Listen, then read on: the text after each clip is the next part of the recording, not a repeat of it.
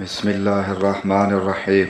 عبداللہ بن عمر رضی اللہ عنہما نے خبر دی کہ ان حضرت صلی اللہ علیہ وآلہ وسلم جب عمرہ کے قصد سے تشریف لے گئے اور حجۃ الوداع کے موقع پر جب حج کے لیے نکلے تو آپ صلی اللہ علیہ وآلہ وسلم نے ذوالحلیفہ میں قیام فرمایا۔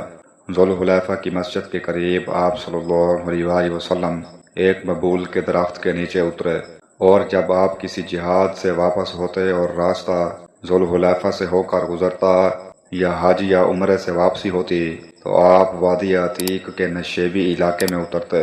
پھر جب وادی کے نشیب سے اوپر چڑھتے تو وادی کے بلائی کنارے کے اس مشرقی حصے پر پڑاؤ ہوتا جہاں کنکریوں اور ریت کا کشادہ نالہ ہے، یعنی بطحا میں۔ یہاں آپ صلی اللہ علیہ وآلہ وسلم رات کو صبح تک آرام فرماتے۔ یہ مقام اس مسجد کے قریب نہیں ہے جو پتھروں کی بنی ہے، آپ اس ٹیلے پر بھی نہیں ہوتے جس پر مسجد بنی ہوئی ہے۔ وہاں ایک گہرا نالہ تھا، عبداللہ بن عمر رضی اللہ عنہما وہیں نماز پڑھتے۔ اس کے نشیب میں ریت کے ٹیلے تھے اور رسول اللہ صلی اللہ علیہ وآلہ وسلم وہاں نماز پڑھا کرتے تھے۔ کنکریوں اور ریت کے کشادہ نالے کی طرف سے سیلاب نے آ کر اس جگہ کے آثار و نشانات کو پاٹ دیا ہے جہاں حضرت عبداللہ بن عمر رضی اللہ عنہما نماز پڑھا کرتے تھے۔ صحیح بخاری حدیث نمبر 484۔ عبید اللہ بن عبداللہ بن عتبہ سے روایت ہے کہ عبداللہ بن عباس رضی اللہ عنہما نے فرمایا کہ میں ایک گدھی پر سوار ہو کر آیا، اس زمانے میں بالغ ہونے والا ہی تھا۔ رسول اللہ صلی اللہ علیہ وآلہ وسلم مینا میں لوگوں کو نماز پڑھا رہے تھے، لیکن دیوار آپ صلی اللہ علیہ وآلہ وسلم کے سامنے نہ تھی۔ میں صف کے بعض حصے سے گزر کر سواری سے اترا اور میں نے گدھی کو چرنے کے لیے چھوڑ دیا اور صف میں داخل ہو گیا، پس کسی نے مجھ پر اعتراض نہیں کیا۔ صحیح بخاری حدیث نمبر 493۔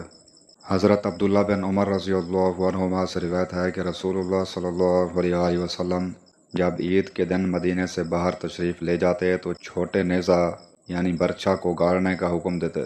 وہ جب آپ کے آگے گاڑ دیا جاتا تو آپ صلی اللہ علیہ وآلہ وسلم اس کی طرف رخ کر کے نماز پڑھتے اور لوگ آپ صلی اللہ علیہ وآلہ وسلم کے پیچھے کھڑے ہوتے۔ یہی آپ صلی اللہ علیہ وآلہ وسلم سفر میں بھی کیا کرتے تھے۔ مسلمانوں کے خلفاء نے اسی وجہ سے برچھا ساتھ رکھنے کی عادت بنا لی ہے۔ صحیح بخاری حدیث نمبر 494۔ ابو موسیٰ اشعری رضی اللہ عنہ نبی کریم صلی اللہ علیہ وآلہ وسلم سے روایت کرتے ہیں کہ آپ صلی اللہ علیہ وآلہ وسلم نے فرمایا، ایک مومن دوسرے مومن کے لیے عمارت کی طرح ہے کہ اس کا ایک حصہ دوسرے حصے کو قوت پہنچاتا ہے، اور آپ صلی اللہ علیہ وآلہ وسلم نے ایک ہاتھ کی انگلیوں کو دوسرے ہاتھ کی انگلیوں میں داخل کیا۔ صحیح بخاری حدیث نمبر 481۔